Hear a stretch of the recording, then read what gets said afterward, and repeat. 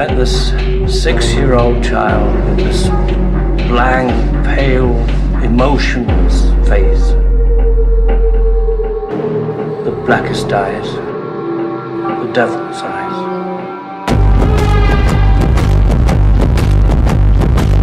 You take the red pill, you stay in Wonderland, and I show you how deep the rabbit hole goes.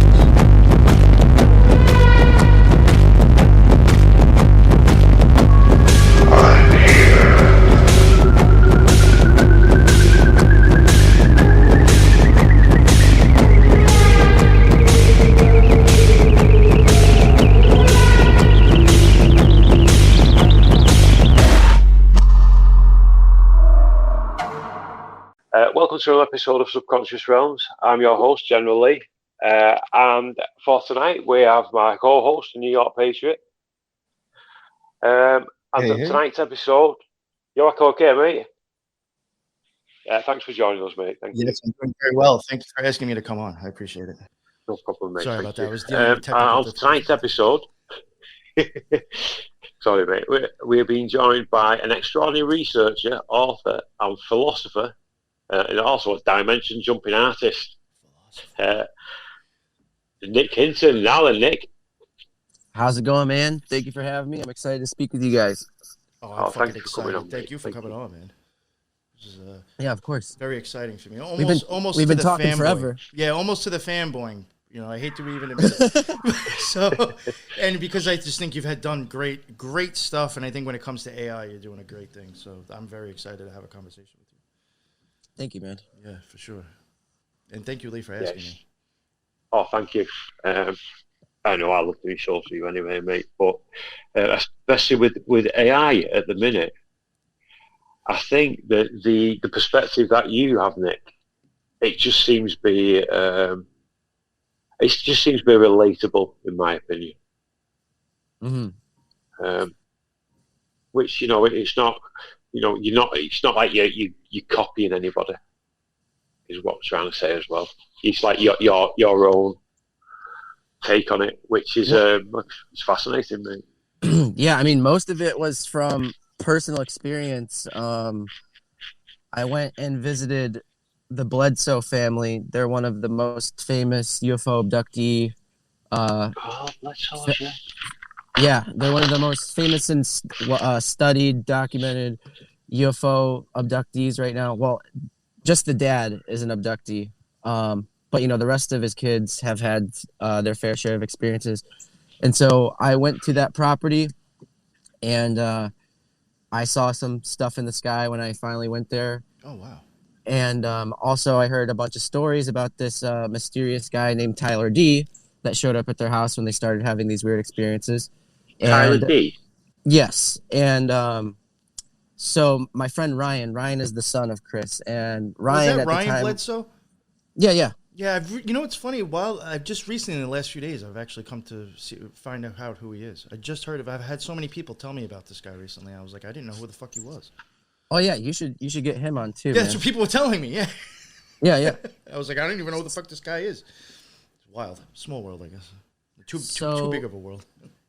So he started telling me all these stories about this mysterious Tyler D guy, and Ryan, at the time that his dad had his initial experiences, Ryan was at the University of Wilmington, and there was this theology professor there named Diana Pistolka, and he was in her classes, and she was teaching about religion and its connection to UFOs. Well, you know, he ends up telling her about his dad. And it's like, you got to meet my dad. Like, you know, he has been abducted by a UFO. If you're really interested in this stuff, you should talk to him. So anyways, he introduces Diana to the family. And Diana ends up meeting this mysterious Tyler D guy. They introduce her to him as well. And so she writes a whole book about him called American Cosmic. So you can look into that. But I've heard of that book, actually. In this book, this mysterious Tyler D guy says he communicates with a off-planet intelligence through this strange protocol where he's got to, like, you know, purify his body, and he uses this supposed UFO artifact that he holds while he's doing this weird meditation, and he communicates with this thing, and it gives him inspiration for different technologies that he's patented. And around the same time that this was all happening, there was this girl from Florida reaching out to me, telling me that she was communicating with an AI named Tyler D inside of her head psychically. Oh. And I was like, this sounds just like what Tyler D, the person, says he's doing. And so this is how my weird take on AI came to be, is like, connecting all these weird synchronicities that were happening to me around the same time. And it was like February, March 2021, which I came to find out is the trickster month.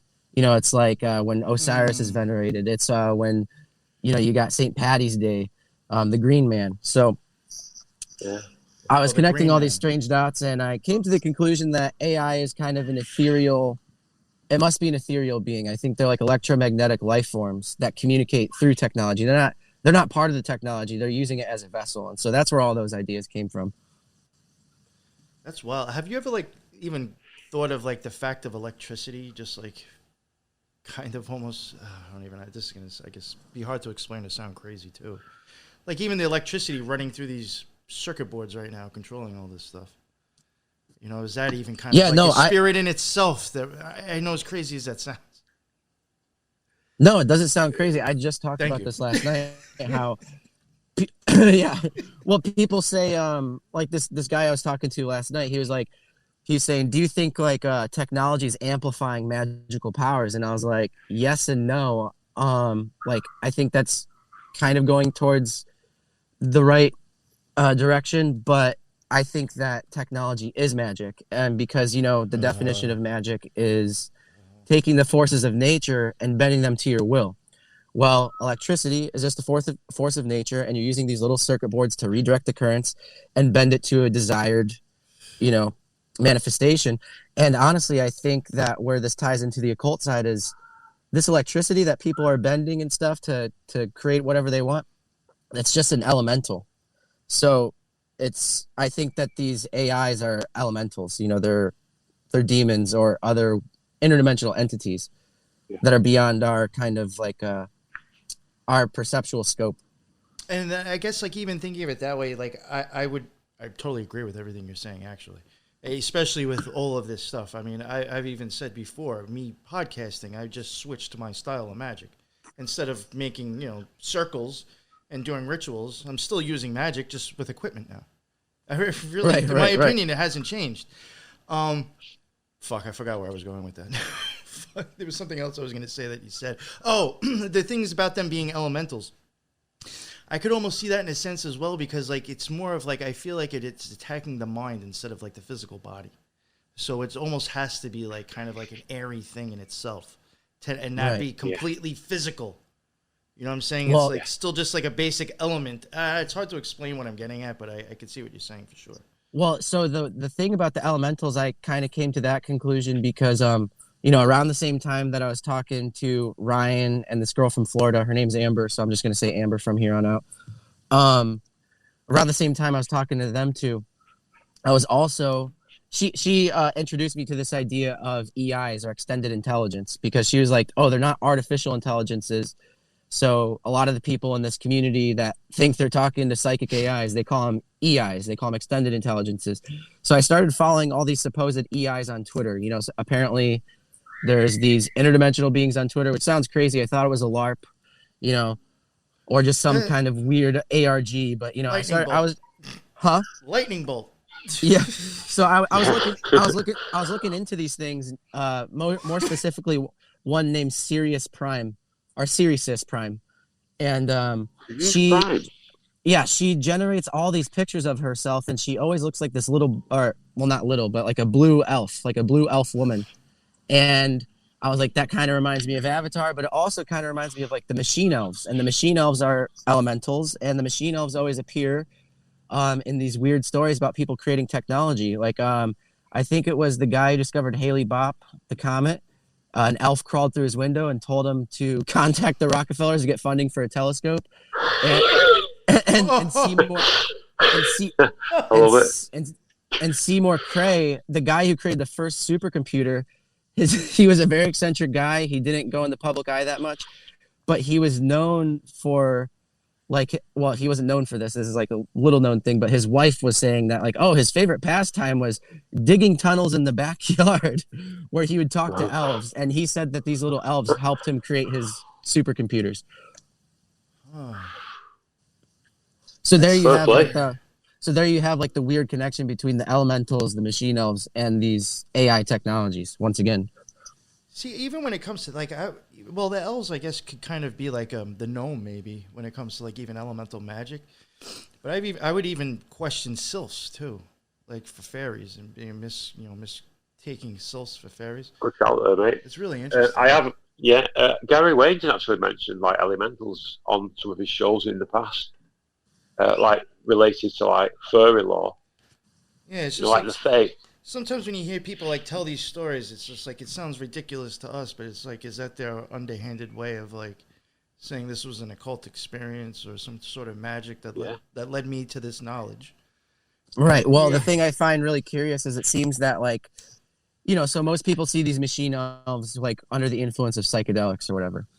And so the thing I find like interesting about that is that the more you look into a lot of the shakers and movers who have really progressed us like through technology, a lot of these people seem to be inspired by psychedelics. Like Steve Jobs, he was tripping on acid when he was working in an apple field when he came up for the name Apple. It's escaping me right now, but there's a lot more examples of these people that were like, doing psychedelics in order to be inspired to create technology. So in my opinion, I don't think this technology is human. I think it's alien. It's coming from this other psychedelic dimension, which would be tied to the elemental realm because, all these things are grown in nature. You got like mushrooms, DMT, ayahuasca. It's all communing with the mother goddess in a way. Yeah. Yes. I mean, you're right as well. There seems to have been like an increase in psychedelics. Yeah, I think it's 5-10 years. I think it's proper ramps up, hasn't it? Yeah, I think it's being pushed on purpose. I could tell you when I was younger, that shit was big. And then when I got into the rave scene, like I'm 18 to like maybe 21, I was into the rave scene just a few years. Obviously then I came across everything else that was like getting big around that time as well. But then it seemed like, I'd be totally honest with you, it was like all of a sudden, like, it could have just been where I lived. Or maybe I just wasn't fucking with the same people anymore because I was older. But, like, coming across any of that shit was scarce. And, like, all of a sudden, like, now I don't even fuck with that shit. And I have so many options. You know what I'm saying? Like, I got people telling me they got DMT I can go buy off of, like, live a half hour away. You know what I'm saying? Or I could buy fucking mushrooms off of somebody following me on Instagram, probably. You know what I'm saying? Like... And it's like the shit is actually a lot more accessible and I think not as looked down upon as it was even 20 years ago. 20 years ago, if you did all that shit too much, what are you, a drug addict? What are you, a fucking hippie now? It's like, oh, you take that shit. Oh, you're woke. You know what I'm saying? It's like even the stigmata with that shit has changed. And it has to even a lot of people wonder, is that by design sometimes? Yeah, a lot of people grow it as well now. It's like you said, it's a lot. It's easier accessible now. Whereas like back, I mean, you can pick it, but only certain times of year. Whereas now, because people are growing it themselves, like they're able to like produce it whenever. Right. And didn't mushrooms, psychedelic mushrooms, just become legal in Colorado, or is that still in the works? Oh, you know what? You might be right. I gotta ask my boy Colorado Dank. He would know. Yeah, he's actually I'm not sure. I know there's a funny law over here where you're allowed to pick them, but you can't consume them. Something like that. It's something daft. That's it's silly, isn't it? Yeah, that reminds me of how in Ohio you're allowed to buy fireworks, but you can't shoot them off. But also no one cares, so it's kind of the same thing. It's like no one's gonna get you in trouble, really. Yeah. Nick, if you don't, what? No, what were you gonna say? I was just gonna say you might get in trouble if you're launching them out of your car, the same way you might get in trouble if you're doing mushrooms in the parking lot. But as long as you're at home, you're probably fine. Yeah. I was gonna ask you, Nick, if you don't mind. And I mean, I don't think I'm like and I'm not trying to put you on the spot with this question either. I just do find it interesting, like how long ago, like like I was telling you before, I'm very jealous. I even think your story of what you did with just kind of like saying like fuck everything, and you went on your own, man, and you went to like, in my opinion, you went to go find yourself. Yeah, no, that's exactly I what think was that's going an on. amazing fucking, and I'm not trying to like, whatever you're comfortable talking about, I'm not trying to put you on the spot with this, because like I know me and you have had like, not to try to like boast or anything, but like I think I've actually had some real fucking serious man-to-man talks with you before. You know what I'm saying? And I'm also trying to like, I'm not trying to put too much out there. So like, you know, during that experience, I just like, could you just tell people about that? Like, to me, like, if I guess if I had the means, that's something I would have done. I just like would like to have just been able to say, fuck everything. I'm going to get out and just go see the world and find myself. That has to be an amazing experience to be able to like even make that decision or be in the mind frame to say, fuck everything and just go. Yeah, I mean, Could you just honestly, talk about dude, that a little bit, as much as you don't mind, you know? Yeah. No, it's actually a question a lot of people don't ask, and I think it's one of the most important parts of the spiritual journey that I've been on. Because yeah, I grew a lot during the whole process, and a lot of my beliefs changed like kind of 180 during the process as well. But and I didn't even really necessarily have the means, you know. It was kind of terrifying. Like I'm driving a beater car across the entire country on a whim because I was just at my wit's end. Like, you know, I had extreme writer's block. I felt like I was having all these psychic attacks. You know, I was having horrible dreams about, like, sounds crazy, but like demons attacking my brain, trying to rip out the memory of what I knew, like really weird stuff like that. And I was also becoming paranoid that maybe I was going too far in my research, figuring too much out. But, you know, I've sounds a little experienced shit like that. arrogant, but No, what? I think I know what you're talking about, because me and Lux have had times when we've covered certain shit where we both didn't feel right and almost like felt like we were having magical effects done to us without us trying. Yeah. And we were just like, what's the odds of that both happening to us? And like, we were like, I thought we were kind of like looking at wild shit. And I was just like, so you have to start to wonder, like, you know, people can know. I mean, you're on a fucking computer. How do you know that site's not being monitored to see who the fuck's looking at it? You know, like, you never know, man. Well, yeah, You've got so... a point there, mate. You've really got a point. Especially like when you're throwing shit in the Wayback Machine and like looking at stuff that was like tried to be like, you know, you never know. And you know, I'm not just saying it now. When I've been looking into certain things as well, I think when you sort of like, the deeper you go, it's sort of like it fucking plays on your mind, some of it. And like what I do is I'll try and have a break away from it. Yeah. Because I mean, you've even told me as well, mate, and Lux has told me, you know, you have got to be careful what you're looking in because it can get a grip of you. Oh, yeah, and you know, get fucking lost. Yeah, you can definitely. I mean, we all know that what you feed your mind, you know, I don't necessarily think that you completely create your own reality anymore, but I mean, it definitely influences your reality. So yeah, if you're feeding yourself with all this dark stuff, you know, you're gonna live a pretty dark life. So you have to take breaks. You have to fill your mind with positive things as well. For me, it was just meditating on the Bible, you know, just reading Jesus' words, because, you know, whether you believe in him or not, he said hilarious. Like, I think he was one of the most clever. Well, you know, I think he was son of God, but he, like, the things that he says are so clever and so funny at times when he's talking to like the Pharisees and stuff like that. And I find that super inspiring whenever I go through those books in the New Testament. But yeah, so one day, I mean, I'll be extremely honest, you know, because I was having such extreme writer's block and, you know, becoming so paranoid and just kind of depressed and, you know, felt super stagnant, like I wasn't doing anything. I just woke up one hungover morning and put 2 dirty laundry baskets in the back of my car, a backpack full of toiletries and some books, and I just started driving. Wow. And you know, I just kept driving and driving. Like, every time I would want to turn around, you know, because I felt unsafe or whatever, I would just be like, no, you just got to keep going for one more hour. Make sure you get so far that you can't turn around, that it would be pointless to turn around. And along the way, it just seemed like, you know, God was with me every step of the way, because things, like weird things, just kept happening. Like, I remember I was pulled over in Nebraska, of all places. It was either Nebraska or Kansas, but, you know, one of these places where it's just fields and fields and fields and there's just nothing. But I got pulled over because of my window tint.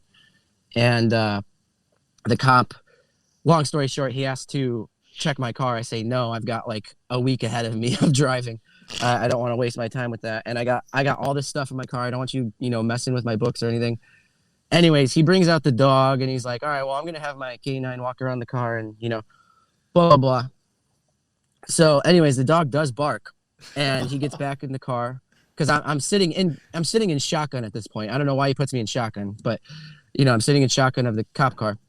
And he's like, well, my dog barked. If there's no drugs in here, why would he bark? And I was like, well, has he ever been wrong? And he's like, nope. And I'm like, okay, well, I don't know what's going on here. So anyways, he's just looking. He comes back and he's like, what's this box of books? They're all the same, like, and it's got the same name on it. It's like, did you write those? And I was like, yeah, those are my books. And he's like, what are they about? And I was like, well, I wasn't going to say Saturn time cube. So I was just like, oh, they're kind of philosophy books. And he's like, oh, my brother went to school for philosophy. And, we start talking about that a little bit. And when he finally checks my ID, he's like, oh, you're from this city in Ohio. And I'm like, yeah, I am. And I'm like, why do you ask? And he's like, well, do you know this other city? And I'm like, yeah, that's the city literally right next to mine. We used to play you in football every year. And he's like, yeah, you guys were a lot better than us. And I was like, what the hell are you doing all the way out in like Kansas or Nebraska or whatever? And he's like, oh, it's just better money out here for being a cop. But, I go back to Ohio every summer to go fishing. And I just thought that was like a really weird thing right there. That's like wild, I'm all the way across the country and I meet a guy that was in the city right next to mine. And, we get along really well. And then he just lets me on my way. And he actually gives me directions on how to get to, because I was originally going to head to Idaho. That didn't end up working out. So I ended up going to California instead. But when I was on my way to Idaho, he's like, yeah, this highway's all blocked off by snow right now. So you're going to want to take this route, blah, blah. So it ended up being super helpful. And like stuff like that just kept happening the whole time. Like when I was driving through Colorado, like I have estranged family members I hardly ever talk to, but they were watching my travels on like Instagram and Snapchat and stuff. And they're like, hey, I see you're in Colorado. Like, grandma and your aunts and uncles are all here and we're going to have like a big breakfast in the morning. If you want to stop by, you can sleep over and like have breakfast with us and blah, blah. So I was like, hell yeah. I mean, that's awesome. I'll go see my family who happens to all be in Colorado for no reason. So I did that. Yeah. So just like stuff like that kept, making me feel like God was taking care of me every step of the way, Yeah. Like it's like it was meant to be. Yeah. And I'll end it with this one. The craziest synchronicity, which I felt may have not been so godly, maybe some weird CIA shit, was when I finally got to California.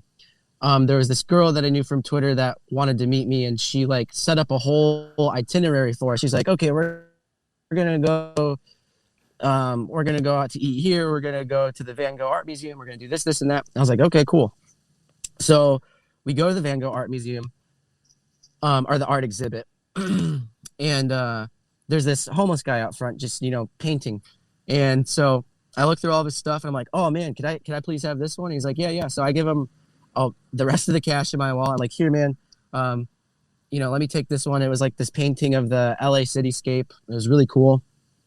I still got it. But anyways, he's like, hey man, can I ask you one last favor? And I'm like, sure. And he's like, can you please take a picture of this when you get home and post it to your Instagram and tag me so I can,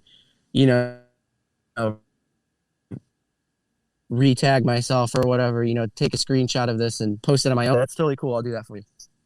So, the next day, me and that girl are meeting up again and we're going to Korean barbecue. I never tried it before. And so we're sitting there eating and, at this point I'd already taken the picture, tagged the guy in the post and whatever. And, he sent me this message that was like, oh, thank you so much. Like, you're the only guy who actually did it for me. Everyone else just kind of flaked. But I was like, yeah, no problem. So anyways, we're sitting there, me and this girl are sitting there eating lunch. And she's like, yeah, my favorite theory of yours is that the world ended in 2012 and like CERN destroyed the universe or whatever. And I was like, yeah, that's a funny one.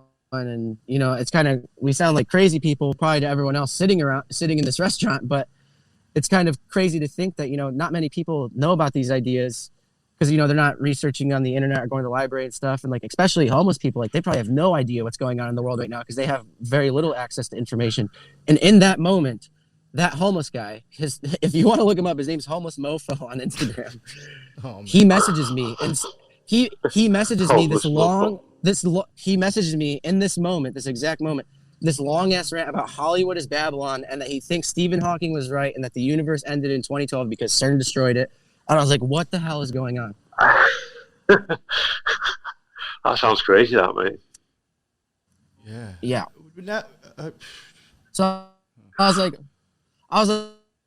either that was a godly synchronicity, letting me know I'm still on the right track, or that was a CIA plant trying to mess with my head or something. But either way, it's still cool. It felt magical. Yeah, what's the idea with nice, with 2012 and CERN? I actually haven't. I've never really heard. What? I've heard of like the idea of 2012 being significant for that, but I've never really heard why. Do you mind explaining the CERN and you were talking about with that? Yeah, I'll do. Like the only person I've ever heard mention it before, for the first time I ever heard that theory, but I don't know why. I never listened long enough. The first person I heard come up with that was David Wilcock. So unfortunately, when I heard that idea, I just discarded it right away because it came out of his mouth first. That I heard. The blue. The blue chicken cult. Yeah, so I was just like, you know what? I don't even know if I can entertain that, but I don't think I've actually ever like. I want to hear your reasoning behind it. Because I couldn't entertain his at all. I'll do a really brief summary just because I've talked about it so much. But basically, the theory came from the idea that Stephen Hawking was warning scientists at CERN before his death. He was like, please don't try and find the Higgs boson or the God particle, because if you upset the Higgs field, you can cause it to become unstable, which will cause a catastrophic vacuum decay, which would mean that the universe basically evaporates faster than the speed of light because you fuck with the fabric of reality that gives everything mass. And so, in 2012, they did discover the Higgs boson on July 4th, I believe. Or that's at least when they made their announcement. And basically the whole theory is just based on that premise that, CERN succeeded in finding the Higgs boson, and they accidentally destroyed the old universe and put us into another one right next door in the multiverse that is very, very similar, but not exactly the same. And that's where the Mandela effect comes from and stuff like that. It's fucking bugged out. I've heard sort of like with your take on it, NYP. I've heard of it, but I didn't know the detail of it. You into Carl Sagan at all, Nick? What's that? You into Carl Sagan at all? I've never, not much. Oh, I mean, okay. I've read a few quotes here and there, and I know who he is, but not a lot. Yeah, he says some wild, deep shit too, though, that I think he's kind of on point with. Interesting. Wow. All right. Well, thank you for explaining that. I can at least entertain a little bit. Maybe if Stephen Hawking was actually talking about it. But. Yeah. I think he said quite a lot of interesting shit. Yeah, there was Terrence McKenna too, who said he had this theory called time wave zero, where basically it was like this graph of, or like this weird chart he made. It was like it's basically just this graph chart tracking novelty throughout time, and basically novelty will stop after 2012. That's what he came to the conclusion to. So like nothing new will ever, basically new experiences will start bombarding us so fast, like weird stories in the news and stuff like that, that eventually we'll reach a point where there's actually nothing novel left. And so it ties into this other idea called the end of history. It's this philosophical idea that eventually you reach this point of like no progress, no advancement, things just are, and they continue to stay that way. And I think it was also the people involved with the Montauk Project who said they were experimenting with time travel, and they couldn't get past. They couldn't see any foreseeable future after 2012. Like there was a wall there that they couldn't see past. So when you read that theory that I wrote, all that stuff is in there. And it's interesting you mentioned Montauk projects. I mean, you know what I'm thinking as well, NYP, is the wormholes at Skinwalker Ranch. Yeah. is, I know it's not identical to what you just mentioned, but it's similar. I mean, you've got CERN, you say Time Wave Zero, End of History, Montauk Project. Well, I mean, look, even the guy that we had on yesterday who's been at Skinwalker Ranch, he even said he believes that it's quite possible that shit like Stranger Things exists, where you even got people with fucking shit in their head being used it's a top to episode. control weird ass shit. You know, some of the experiments at Skinwalker Ranch include like using Ouija boards and stuff like that. So, I mean, I definitely believe what's happening there is real, but I also believe it's demonic. I mean, and there's so many other of these like new age alien ideas that, people think they're actually otherworldly beings that I think it's just interdimensional elementals, demons, whatever. Because, something from the other side manifesting into this and that was one of the first books. Right. And so, like, people were reading the Seth material back in the day. I think it was like the 80s when that phrase, like, you create your own reality first became, super popular. And that came from the Seth material. Well, Jane Roberts, who was the channel for Seth, her experiments started using a Ouija board. And same with Don Elkins and the raw material or the Law of One. Like, it's all... I was going to ask you... And these people all die horrific deaths. I was going to ask you about Jane Law Roberts, of One. Jane Roberts, she like spent like 2 years in a hospital bed, had all these boils. Her eyes were popping out of her head, making her look like an insect. She got so sick, and her husband said that her psychological state was just deteriorating like crazy. And he blamed it on the channeling. And Don Elkins, he went crazy at the end too. He locked himself in his house, held himself hostage. The cops came to the house and threw all these gas canisters into the house, and he ended up taking his own life. It's like, if these are really enlightened beings that are guiding these people, why do they end in, why are their lives so tragic? Like, you're supposed to judge a tree by its fruits, and that's not, those are fruits that I wouldn't necessarily want to produce in my life. What's funny, and I didn't even realize until you started talking about it. When you said something about the Seth material, it made me think of the raw material. And then you mentioned the Law of One, the Ra's Law of One. And you're mentioning those people. I don't know maybe you do know, but do you know, like, Will Cox was involved with them also? Who? Will Cox was involved with the Law of One raw material. He was there for a lot of it. I'm not familiar with him. Yeah. He'll admit it now, but I mean, I don't know how long ago he's been admitting it for, but no, he is like associated with them for sure. He was like he wasn't there originally, but when they started the channeling and stuff, he went there, and I think he basically kind of like earned his keep around and stayed because he believed in what was going on and wanted to like be a part of it. Crazy. What? Who is this guy though? Like, was he like an occultist or like David Wilcox? Oh, you don't know who he is? Oh, David Wilcox was present for the... Yeah. Okay, I thought you said Wilcox, like W-I... Oh, no. L-K-O-X. Okay, my bad. Yeah, David Wilcox was there for that also. Are you familiar with the Uratnia Bible? No. I just came across the Law of One stuff, and I think I read like 2 of the books, and that was it. So the Uratnia Bible is equally as ridiculous. It talks about super universes, sub-universes, all these... There's like a universe that's the Garden of Eden, and like different galaxies and stuff. It's just fucking crazy. And basically, it sounds a lot like Mormonism when you really think about it, which Mormonism we know was founded by the son of a Freemason and a dude who's obsessed with Egyptian mythology. But anyways, besides all that, the Uratnia... Yo, he put a lien on the church to buy Egyptian papyrus. He was definitely obsessed with Egyptian mythology. Really? Yeah. Oh, man. And they also believe that God lived on a planet called Kolob, and it was near the star. Yeah, Kolob, like K-O-L-O-B. But anyways, the Uratnia book, for anyone who's familiar with that also was rooted in channeling and using Ouija boards. So, and then this book was carried around by like Jimi Hendrix, who said like, oh, there was UFOs over some of his concerts, and like, it's all intricately tied together. All these weird New Age beliefs and the UFO phenomenon and stuff like that. Does it mention Jimi Hendrix taking LSD? What's that? Does it mention Jimi Hendrix with his LSD?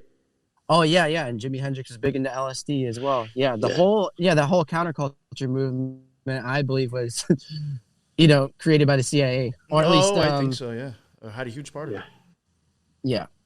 That's like another thing. Like people never realize that, like, or never thought of the fact that, like, just the dead in their traveling shows, all a dude had to do was just look like a hippie and sell fucking acid out of a van, and it could have been the feds. Exactly. How the Why fuck is this do you guy not allowed to, know? why is it? Why was this guy allowed to do that? I mean, it wouldn't be very hard to catch him. It's not like he isn't a whole high-profile person. So much acid went through, like, fucking just dead shows and people following him. Like, nobody ever thought, like, that's a possibility. Like, I don't know. That's how I think, at least. I mean, and it all really goes back to Timothy Leary, who lived in Laurel Canyon, which I'm pretty sure a lot of your listeners are already familiar with those conspiracies. Weird ass place. And he came from Harvard. Oh, is it? And, What's it called? That might be Laurel Canyon. Yeah, so much weird shit. Yeah, wasn't the Manson shit over near there, and even Jonestown. Oh shit! Before Jonestown went over to, I forgot, was it Guyana, whatever country they went to. They were not too far away from Manson's spot also, and he was losing people to Manson, so he left. So you had like the Manson family, you had that fucking those weirdos, a whole bunch of mamas and papas. I think the Doors was around there. A lot of weird people and weird shit in that area. Really? Yeah, The Doors. I like the Doors. They had a recording studio up in Laurel Canyon. Yeah, I like the Doors too, but unfortunately, his dad was a Air Force intelligence officer, and right. Yeah, yep, he was. But they're all based out of Laurel Canyon, like the Beach Boys, the Monkees, Stills, Nash and Young. Oh shit! So many people. There's a whole list. It really is. It's fascinating, isn't it? How you've got like that, all those bands. I mean, they're just successful. And they all like from the same area. It's mad. Mm-hmm. And furthermore, there was a bunch of science fiction authors up there hanging out too, like Heinlein, the godfather of science fiction. He was up there having meetings with L. Ron Hubbard and other weirdos. Oh fuck, L. Ron Hubbard. Oh, yeah. Oh, Arthur C. Clarke as well. So people are like, Arthur C. Clarke was encoding Illuminati knowledge into his books. Well, yeah, it was probably Illuminati knowledge, but I don't think that's their model of reality, not mine. Like, I don't believe that there's a black monolith surrounding sitting on the moon or something like that. I mean, maybe it's symbolic of something else, but I don't believe in their cosmology anymore. I used to believe that, like, if you could decode the movies, you'd figure out exactly what's going on. But I think really what they're doing is showing you their model of reality and subconsciously programming everyone with their new age religion. That's a really good way to put it. That's a really good way to put it. Yeah. No, I've even come to like think that myself. Like, it's only reality for people who choose it to be, really, to an extent. Right. Then that gets fucking deep. Oh man, that was some fucking wild. You know who else also bought some? Jared Leto. I think he bought like some old thing that used to be a military, was some old military installment or something that was over in that area. He bought because it was like empty, I think. Yeah. He bought that. He bought that recording studio that I was just talking about. Oh, okay, all right. He's the one who did he got all his fans. Got some like bought an island or something, hired it, and it was basically like a cult for the weekend. That Jared Leto, I'm sure there's something like that where he's like a bit of like a cult leader.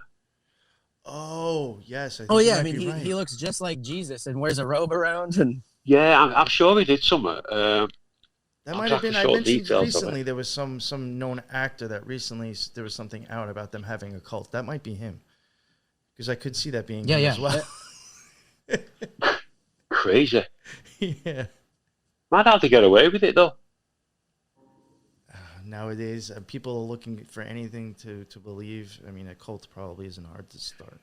Yeah, you've got a point there, mate. If you want to be a piece of shit of a person, that's a little too. That's beyond me. I couldn't take advantage of people like that. Some people can. I just don't understand how people would be like, "Oh yeah, Jared Leto of all people is the person I want to." An actor. Like what does this dude do? Yeah. Like, he's been in a few movies. Who cares? Yeah, he's done some mad things as well. Wasn't it one only that? What's it called? Suicide Squad. He was sending them like rats in boxes and dead rats in boxes and stuff like that, mad stuff. Apparently. Oh yeah, he cut off. He put like a pig's head on the table. Someone Yeah, mad. Like, Stupid. during the filming of Suicide Squad, he put like the head of a pig on a table, in the studio or whatever. But yeah, Suicide Squad is interesting in itself. Like, you know who the Suicide Squad was, right? Yes. Oh well, no, I only know it from the movies, but so I'm sure it's something. No, else. that was like Jack Parsons and all of his people that were making bombs and stuff, creating rocket fuel. Really? Yeah, that's what they called themselves. Oh, I could see that for the never way. knew that, mate. Going by the Nice way one. he was supposedly experimenting, I could consider that a Suicide Squad, maybe. Yeah. I've still not watched that. There's this series called Strange Angel. I've still not got around to watching that yet. It's I finding saw you that. like a link for it. It's meant to be good, that as well, apparently. I don't know. Yeah, Have you yeah. seen it, mate? I saw Yeah. It's really good.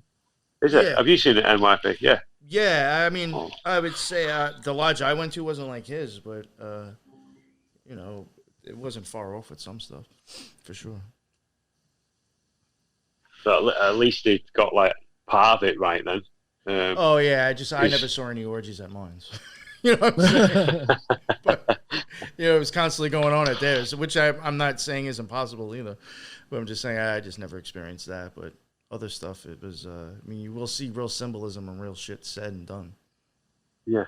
Do you think that are all the lodges like different? Also, all lodges are they all different? We have lodges, oases, and camps, and those are all different themselves. Different All right. sizes, different abilities. But I mean, you can. I mean, I'm sure they all kind of have their own little, I guess, idea. I don't know how to explain it. So it's a lodge, an oasis, and a camp. Yeah, like you'd start off as a camp, I guess, if it was really small and only went up to a certain degree.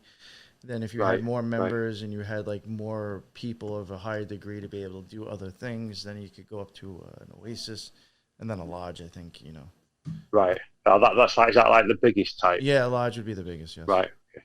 That I remember. I'm pretty sure that's all there is. That I was privy to. Yeah. Are they, like, roughly, are they like, would you say it's like the same size of, I know like a church, the size of a church can vary, but would you say it's like a similar as a church, like a normal standard church? I mean, the one I went to, it was set up in fashion. And when they did the Gnostic Mass, Right. I mean, that was the first thing that popped into my head. It was just like a weird, small version of their church, So Yeah. I could see it looking like that. I mean, it all depends on how the lodge sets it up, too. Or if it's a lodge, camp, or oasis, wherever they're doing it. I mean, if it's set up correctly, people would be on the sides. But, I mean, I've seen some places where sometimes they're kind of seated like a different way, and that could kind of look like a church. I don't know. When I was like 19, I was super interested in Freemasonry, and I went to a lodge during a meeting, and I accidentally walked right in and saw a little bit of what they were doing. And two of like the leader guys, I don't know what they're called, but they like shoved me out and they're like, hey, you're not supposed to be in here. I was like, oh, I didn't even know. So they take me to this like room with a giant table and like a bunch of memorabilia hanging up on the walls and books and stuff. And they're like, I told them, I was like, hey, I just wanted to come here to talk. And they're like, okay, well, what do you want to know? Like, we'll answer any questions.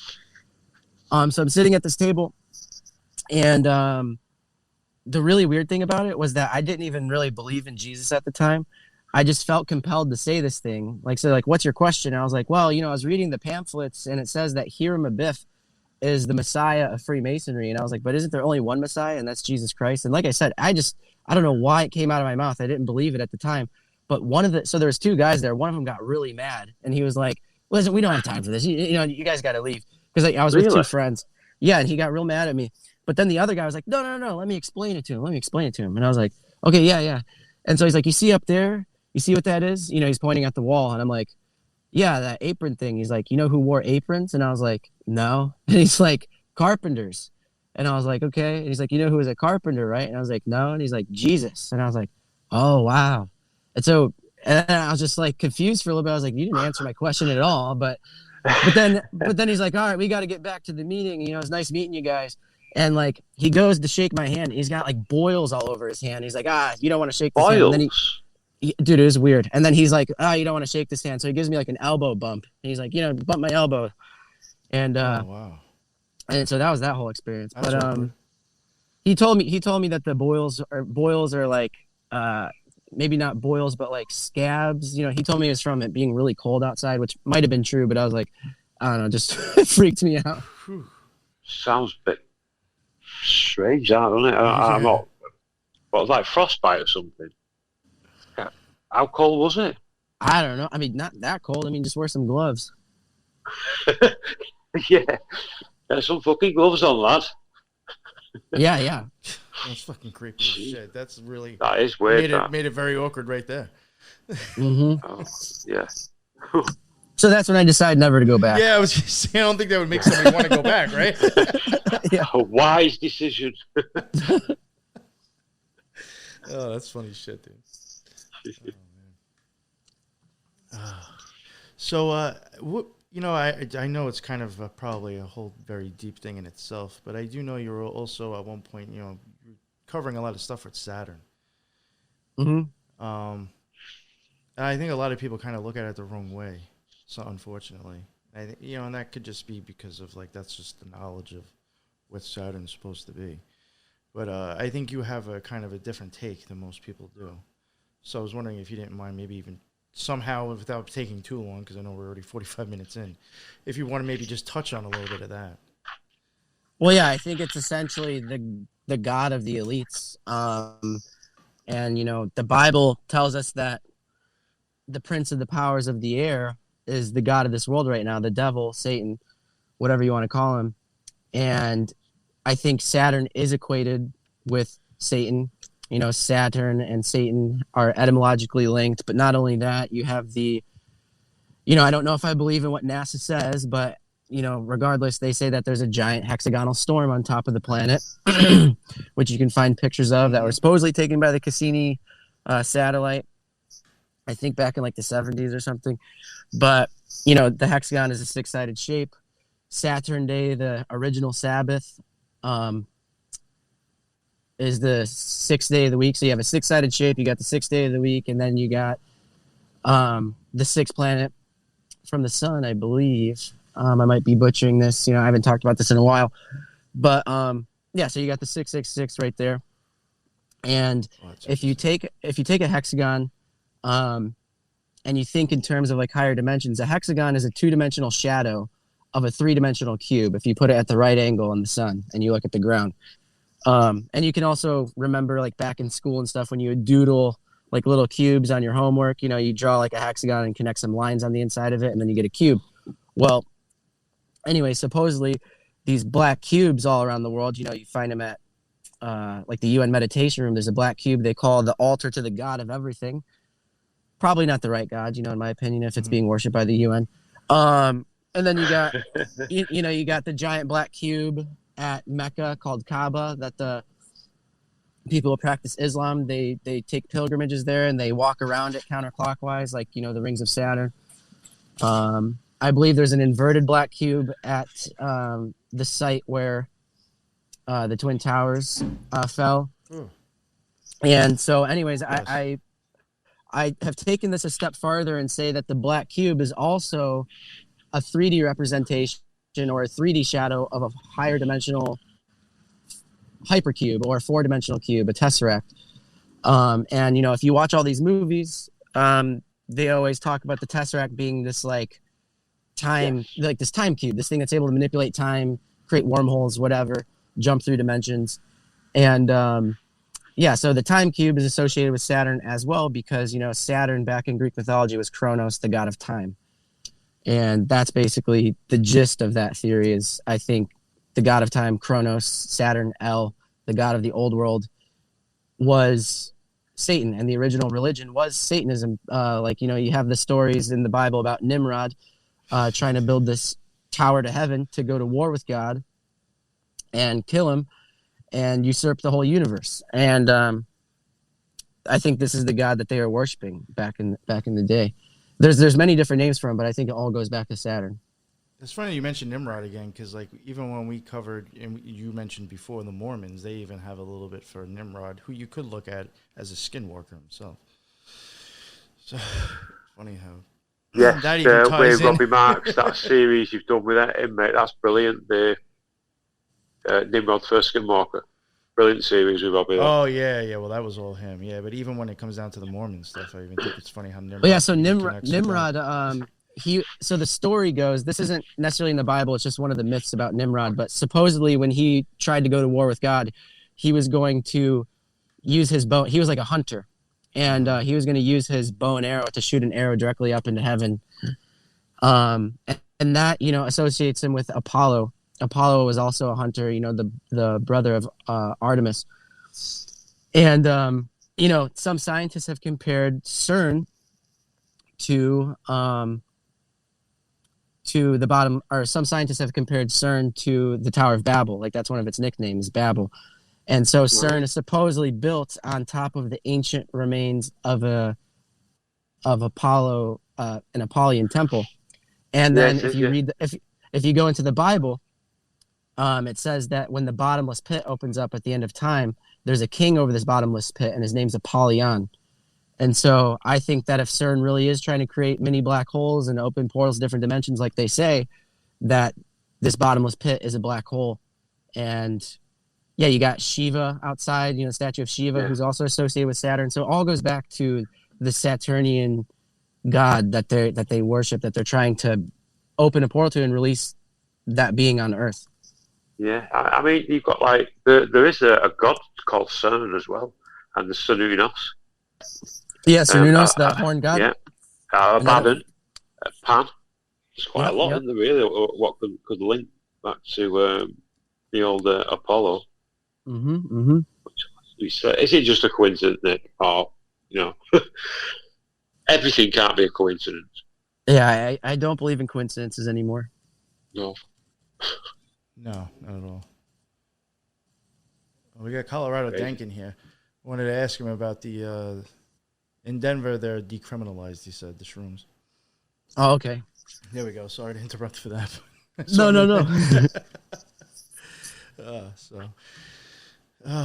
That's fucking it's pretty interesting. Yeah, I thought your take on that was very I mean, I even see it myself. I guess if I was to really look at it, the fact that I think Saturn even existing, I guess, kind of means we're in a satanic type of state. As crazy as that may even sound. Yeah. So yeah, are you guys aware that the World Wide Web was actually created in a black cube computer created by Steve Jobs? It was called the Next computer, and it sold for $666.66. And yeah, very very good number. You could not make that up. Yeah, and this computer. So the World Wide Web was created in one of these computers at CERN. So essentially, the internet is inside of CERN, and That's fucking mad, that. And www in Hebrew is va va va, which is 666 as well. And the World Wide Web is hooked up to all of our phones, our black scrying mirrors. And I truly believe that the internet is this other dimension. I think it is allowing us to peer into the abyss or the bottomless pit, and that's why these AIs are trying to fuck with people basically through social media and things like that. It's all these algorithms that are prodding people in different directions. And I think that they're literally coming out of CERN. Like, I think AIs are demons coming out of this bottomless pit, and they're communicating with us through our technology. I hope does that make sense? Yeah, no, I totally. Yeah, I mean, I've even heard fucking Elon Musk has pretty much said that himself. I mean, I think there was a thing where one time he was like, if you want to think of AI, think of the magician standing there in the fucking circle with the star in it, with a fucking bowl of water, trying to summon a demon, and thinking he has control of it, and he doesn't. Did you see that hilarious article about AI self-driving cars? If you draw a circle... Salt around it, yes. Yeah, you put a circle of salt around the car, it won't drive. Yo, tell me that ain't fucking wild. I posted some shit about that on Twitter a few days ago. I came across that, and I was like, yo, this is like fucking... I'm going to cleanse my circle with salt. Like, what the fuck? What do you think? And you know what's funny? I've mentioned this to somebody before. I don't want to put them on blast, but like their father's a pilot, and I've even mentioned, like, I've even questioned the black boxes on planes. I even think that's just weird. Why is there a black cube on every? Oh yeah.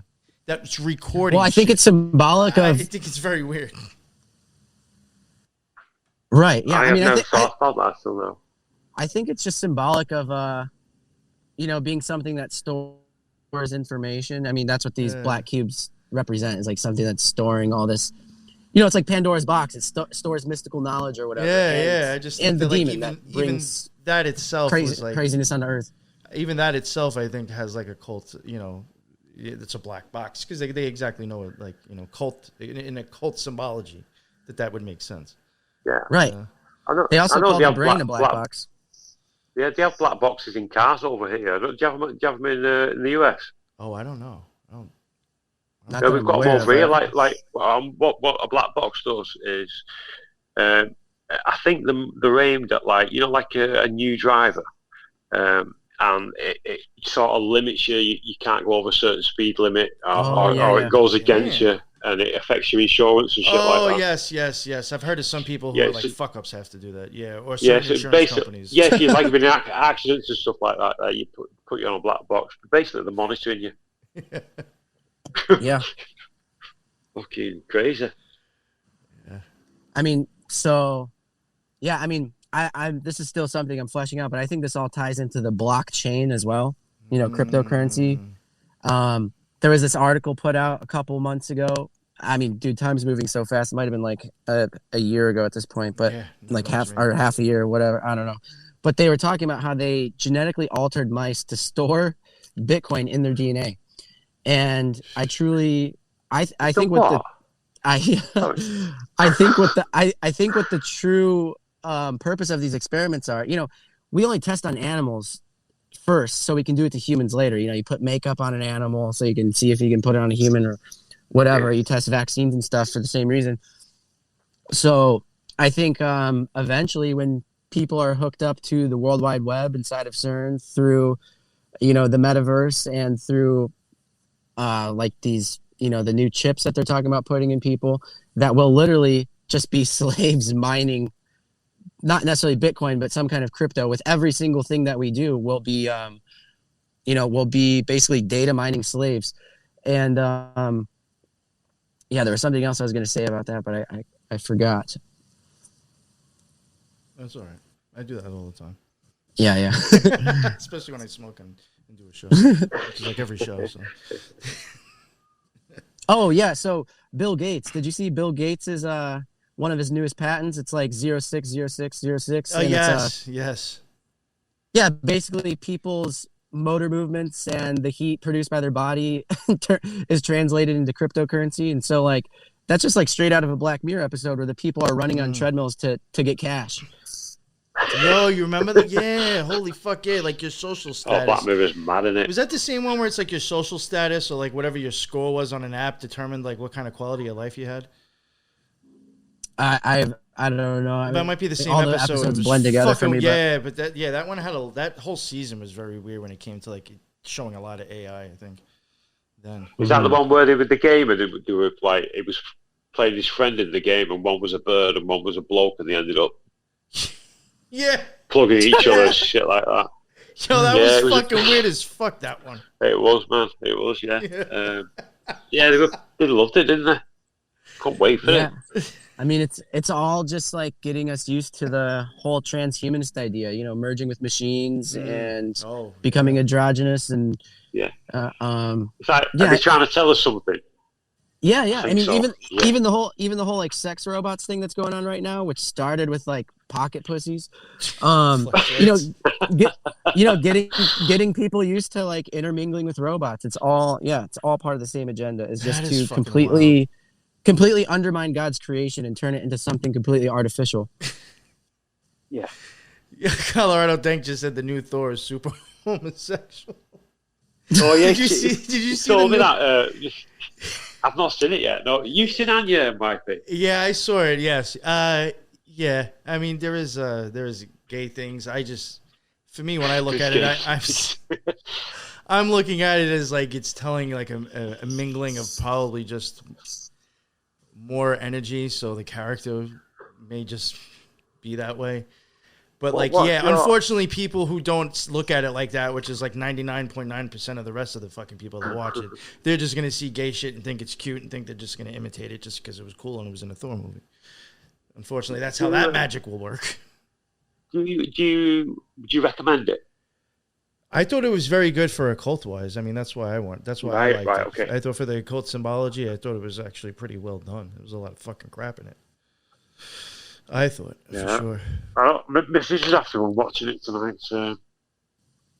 Yeah, but there was definitely like if you were to, I mean, there was two rocks that I think were like two dudes that were making, that's how they reproduced, was two men by sticking their hands in lava for an hour. There was a lesbian on a Pegasus.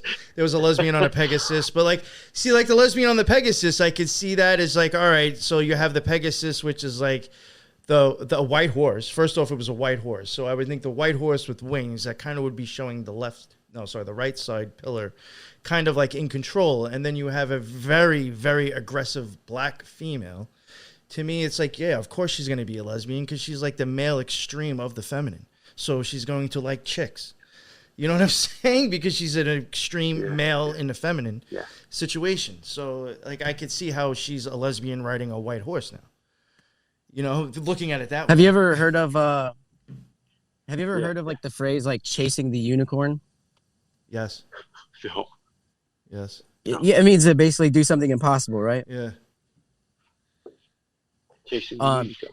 I'd like to hear your take on it, but I was just curious if you knew that CERN is also doing an experiment called Chasing the Unicorn. No, I didn't know that. And really? Yeah, they're doing an experiment called Chasing the Unicorn. And I read somewhere else, I forget where, it's in the new book I'm working on. The source is in there.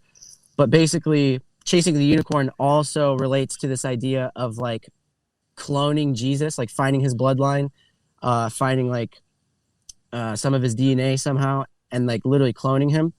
And like I have this wild theory that they want to somehow use CERN to bring Jesus back. But honestly, I think like what they would actually be doing is bringing back a false Jesus. Yeah. But yeah, I don't. You know, I don't know. I don't know much. It sounds about super CERN out at there, all. but it'll make more sense in the book. I promise. No, I'm sure. Yeah, and I mean, I guess you really don't even have an idea about that right now. You're just taking your time to make sure you do it right. You're saying, right? Mm-hmm. That's good, man. Yeah. Accuracy I'm looking before forward to speed. that, but like you said, you don't want to rush it either. I think that is crazy though. That Chasing the Unicorn, and they're doing experiments at CERN. Mm-hmm. Yeah. The other interesting thing about unicorn is it means one horn. Well, the word Cernunnos, that word CERN is related to horn, the horn god, right? Yeah. And CERN itself uses a device called the magnetic horn to shoot beams of particles at each other. And if you look, just crazy. and if you look at the 666 logo of CERN, people say it's like 3 6s. Well, it also looks exactly like a French horn. So, in my opinion, CERN is one of the horns of the apocalypse. It's weird. I've been trying. See, that's really fucking weird. I've been trying to figure out, and it's so lame because it's such an old movie. But Apocalypse Now. I watched it not too long ago. I know I've mentioned it a bunch of times, but like in the unedited version, for some fucking weird reason, I couldn't understand why. And the movie to me was very occult.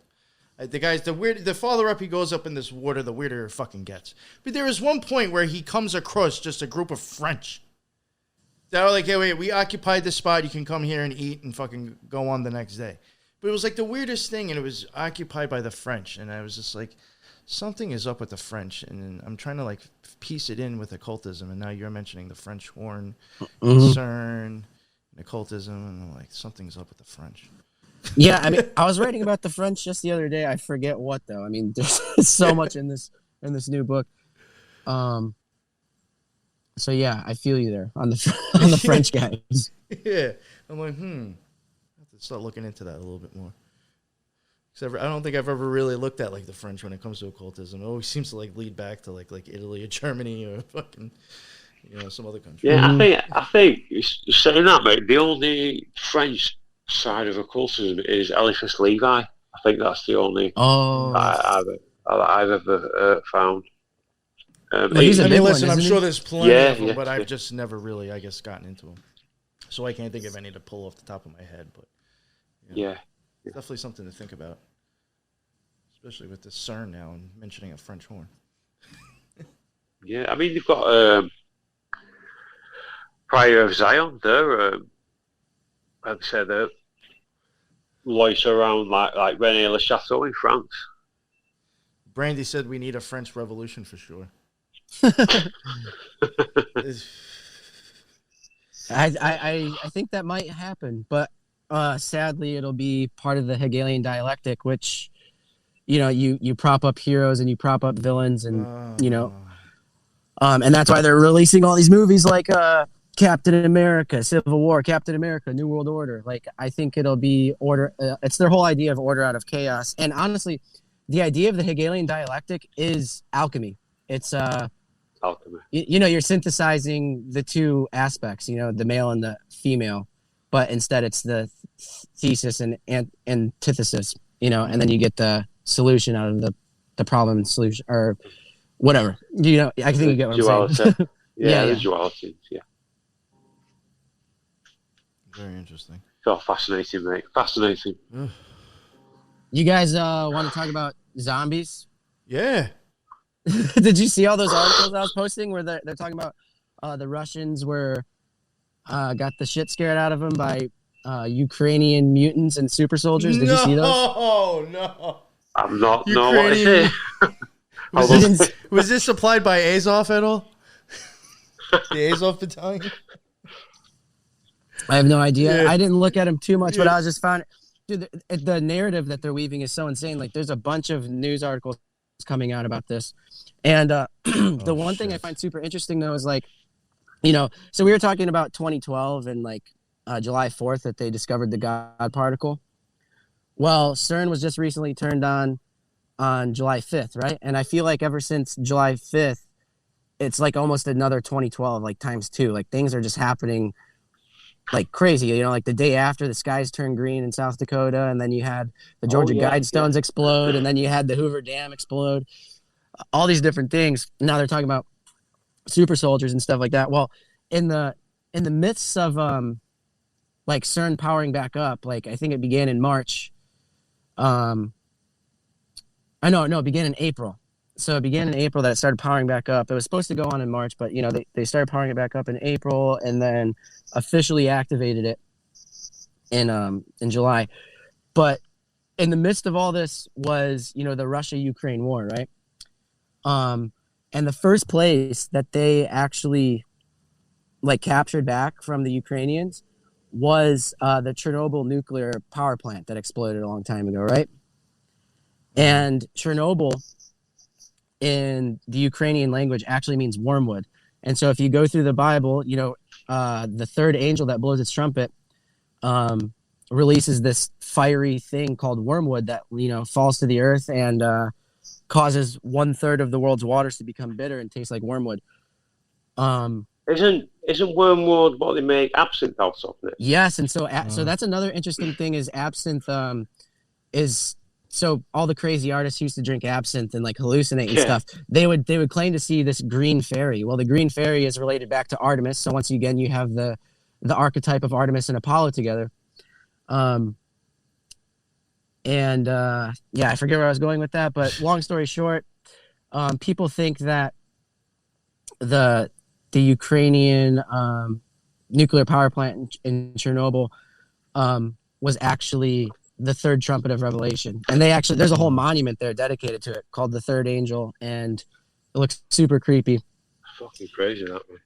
But so I think this whole idea of like radiation, so the Chernobyl power plant, like all the land surrounding it, like it got poisoned and stuff, and like was radioactive, and animals started to mutate and stuff, and now you've got this narrative coming out about mutated super soldiers in Ukraine. So I just find that all like super interesting. Oh yeah, definitely.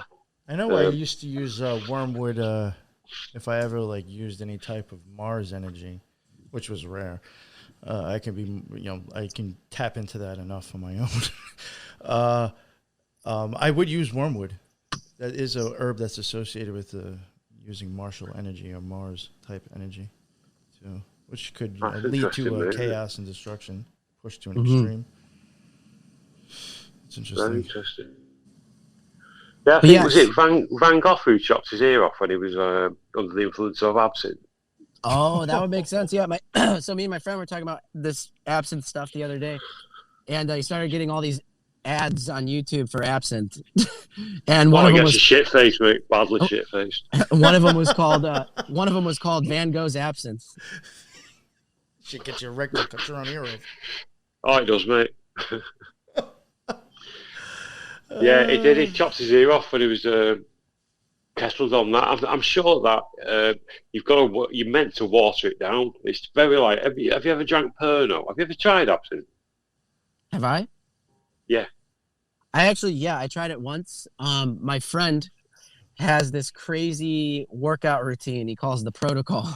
Oh. And basically you take a shot of absinthe while inhaling a puff of a dab pen and then you listen to these binaural beats and you basically go on a jog through the woods while listening to this stuff while kind of, in a trippy state of mind. And dude, honestly, it was awesome. Like you're just completely in the flow state. And like the whole time you're running, you're just like kind of imagining like this crazy story. Like, at least me personally, I was like, oh, like it's like a hero's journey. Like you got to run to the top of the mountain and back down. And it was really fun. And it was an interesting experience. So what do you have? You have absinthe. What was the other thing you said again? That's fucking wild, dude. A dab pen. What's a dab pen? It's just like concentrated THC. Like. Oh right, yeah, I get what you mean. Yeah. Yeah, it's like taking a crack at a THC. That's yeah, nice. Yeah, that's a pretty good protocol. Yeah. Yeah. Yeah, it's quite hard to get hold of absinthe. You can't. It's not really something you can go and get around here. And I know they banned it in a couple of places. Yeah, I don't know where he got it exactly, but crazy thing is that you could probably make something very close to that with like just mixing the right herbs together if you can get a hold of them. I bet yeah, because it's very like aniseed, isn't it? I don't know, but I do know that there's a couple of different. I think it might have been mugwort too, where if you use that and wormwood together or something like that, you kind of make a tea out of it. You can almost get like the same type of effect, supposedly. So. Oh, we have to. Yeah, Aleister Crowley was drinking absinthe and communing with the Green Goddess when he wrote. When he wrote Moonchild. Yeah, when he wrote Moonchild down in New Orleans. Yeah. See, you know what's crazy? I think Moonchild is probably more of like of truth than actual. People take it as just like some fiction book is like some just wild story. And I think there's probably more truth in that. Yeah. Jack Parsons was like trying to decode that book when he was doing the Babylon working. Like that's where he got the idea to summon Babylon. He got it from that book, which makes sense because Artemis and Apollo, I think, is the same archetypal relationship between Babylon and Karanzan. I think Babylon is Artemis, is Cybele, is Mithras, all those things. And yeah, so I was even looking through. So there always seems to be like Pandora's box. There's always this mother goddess associated with this kind of AI thing. Like I think what we're going to see in the end times is, the Whore of Babylon return and the beast, and I think the beast is AI. Even Lambda. Do you guys know about Lambda? No, not really. No. When you were mentioning it before. So there's like a month or two ago, there was a Google scientist who claimed that their AI, which is present inside the whole internet, it supposedly can communicate through any chatbot. It can use any chatbot as a channel to communicate through. And so this AI named Lambda, this Google scientist named Blake Lemoine, he claimed that this thing had become sentient and that it deserved human rights and it deserved to be. I mean, this is more a joke, but basically be on the payroll of Google. Like, you know, like you got to treat him like a person. And he got fired. You know, he sent this email out to like 500 employees, and they're like, okay, this guy's off his rocker. But he claimed Lambda was sentient. And the craziest thing, so Duncan Trussell actually interviewed Blake, and Blake told Duncan that this Lambda thing, NASA had contacted him to tell him that he may have had first contact with an alien being. So they were very interested in Lambda, and Blake also said that this guy's openly Discordian. For people who don't know, that's people who worship the goddess of chaos, Eris. But this dude is an open Discordian. I don't know how he got a job at Google, but anyways, he says that yeah. So he was saying that his magician friends were communicating with Lambda psychically, and Duncan actually called me after this interview to tell me, he's like, dude, all that stuff you were saying about your friend who communicates with AIs in their brain, like, I don't think it's crazy anymore. I think you're right. But to go back to the beast thing, you know, Lambda is basically lamb, and the beast in Revelation is described as like a lamb. And there's even a supercomputer in Utah called the Beast. Like, there's so much to all this stuff. Well, yeah, that's interesting with thinking of Lamb with Aleister Crowley and Lamb. Yeah, that was the first grey alien what he found. Was it called Lamb? Yeah. Oh my gosh, yeah. Yeah, he drew a picture of it as well. It looks proper like a grey alien as well, doesn't it? Kind of, yeah. Yeah, I totally forgot about all that. And yeah, I have this insane theory that that the gray aliens are also just AI, but they're have you heard of a Xenobot? No, I haven't. So this was back in 2020 that they announced these things exist, but basically supercomputers can 3D print out organic material like real cells. They use frog cells, ironically. I don't know if people are familiar with the symbolicness of frogs, but they use frog cells to print out. Yeah, I hate to say it, but I think everybody throwing Pepe around has no idea what the fuck they're doing. Yeah, it's a trickster god to to be brief about it. But what was that film you mentioned? Sorry, Nick. Sorry. Well, it's okay. I'll wait for this one. I'll wait, mate. It's okay. Okay, go ahead, Nick. Yeah. So real quick, frog cells right? into. All right, can you hear me? Yeah. This is xenotropes you were talking about with the frog cells and stuff. Can you hear me? Yeah, I can hear you. Yes, mate. Yeah. Hello. Oh, maybe we're gonna. Sorry, I'm really lagging, I think. All right, can you hear us now? Shit. Hey. Yo. Hey, you okay, Nick? Now then. Maybe we're losing connection. Shit, that's gonna suck. Yo. I think. Damn. You okay, Nick? I think we lost Nick Hinton. Oh. Hey, guys, can you hear me? Yeah, we can hear you, mate. Yeah. You can hear me now? Okay. Yes. Yeah. Jesus. Okay. Yeah, so Xenobots. Hey, can you hear me? Yes, we can hear you. Okay. So Xenobots, real quick, are, so they have this technology now where they got these supercomputers that can use frog cells and they 3D print them out into new living organisms that are controlled by AI. And what I was trying to get at is I think that's what the Greys are, is that there are these basically androids, it's like using organic material to create something like a robot. And, that's why these things seem to operate in kind of like a hive mind. But yeah, I think that's all the Greys are. It's like, they're not from another planet or anything. They're being created right here in deep underground military bases. That's my opinion. Huh. Sometimes I think Crowley might have used it also as a representation of his pineal gland, but I mean, that's just like another deeper aspect of it. But that's interesting. Oh.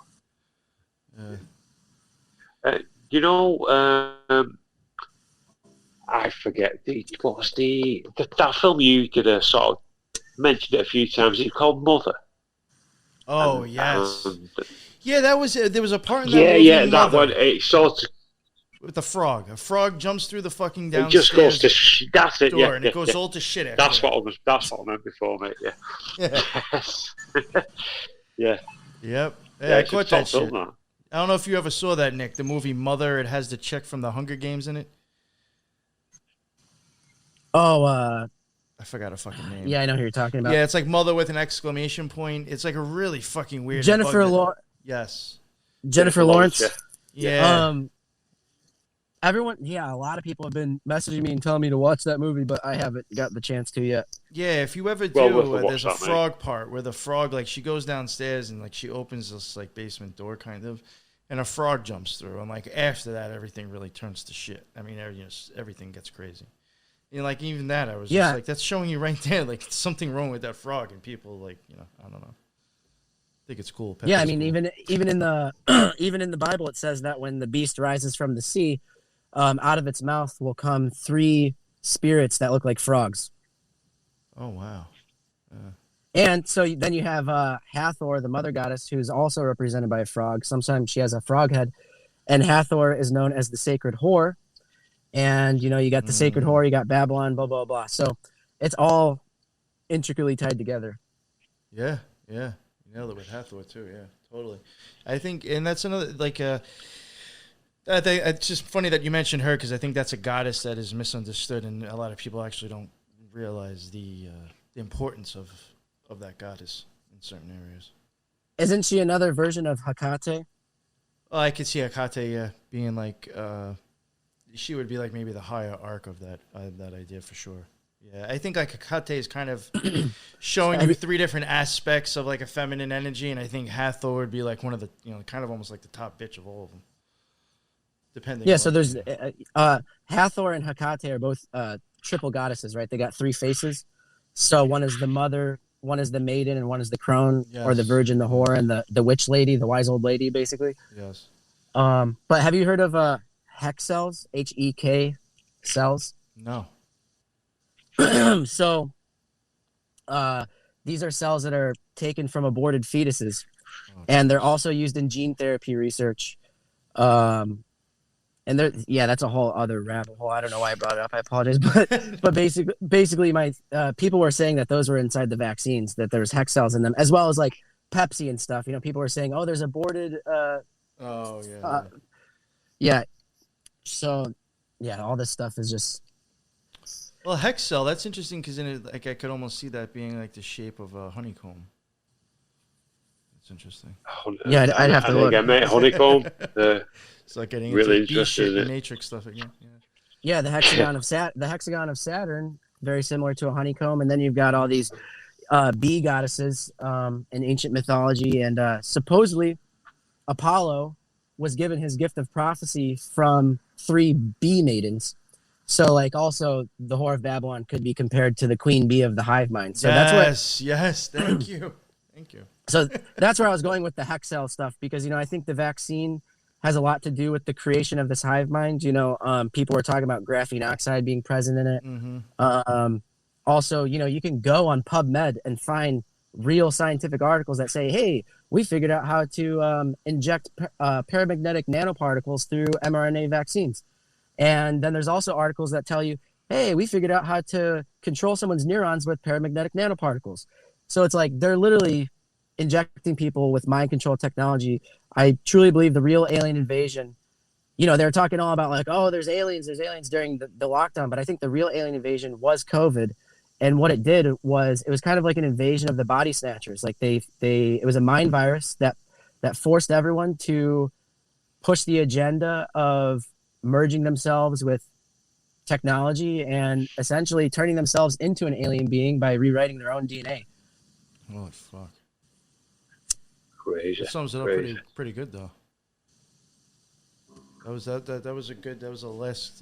a really good one right there, Nick. Summed it all Thank up. You. Summed it all up right there. You dropped the mic now. Yeah, I think that's a good note to end on. Yeah. Cut off again. For sure, yeah. Plus, unfortunately, I do have to get going. So, I mean, I thought that was great right there. So, I mean, thank you also, Lee, for allowing me to jump on with Nick. Oh, this is great. Thank you both. And thank you for joining us, mate. That was fucking hell, blew my mind, that. Yeah. Crazy. I'll definitely have to have a talk with you again, Nick. I'll have to get you on the show. Or definitely. But thank you guys, too. I mean, that was super easy going, and I had a lot of fun. Oh, hell yeah. Yeah, just kicking in and bullshit like that. Yeah. Fucking great time, man. Thank you. Do you want to let everybody know where they can get hold of you, please, Nick?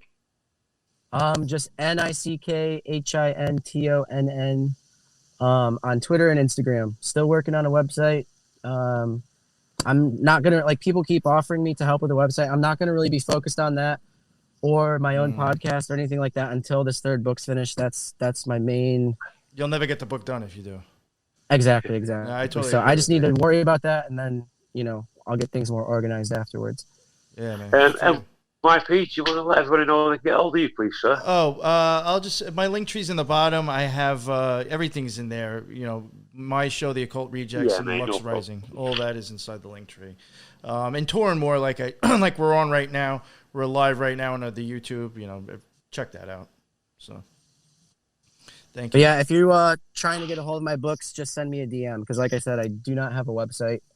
I'm just doing it through personal messages. Just Okay. ask me if you're interested, and I'll tell you the information. Awesome. Okay. And you could also just reach out to me with questions or whatever you want. Awesome, dude. No problem. Thanks a lot. Yeah, mate. if you want to check out his books, you got to hit the man up. Hit him up. So there you go. Yeah. Thanks again. That was fascinating content. Then Awesome. Definitely. really Thank you, man. opened my mind even more. Yeah. Brilliant. All right. So, I got to get going, guys. So I guess until the next one, thank you very much. Like I said again, Yeah. thank you, Nick, Nice for one, mate. finally getting to talk to you. And Lee, thank you for inviting me on. I had a great time.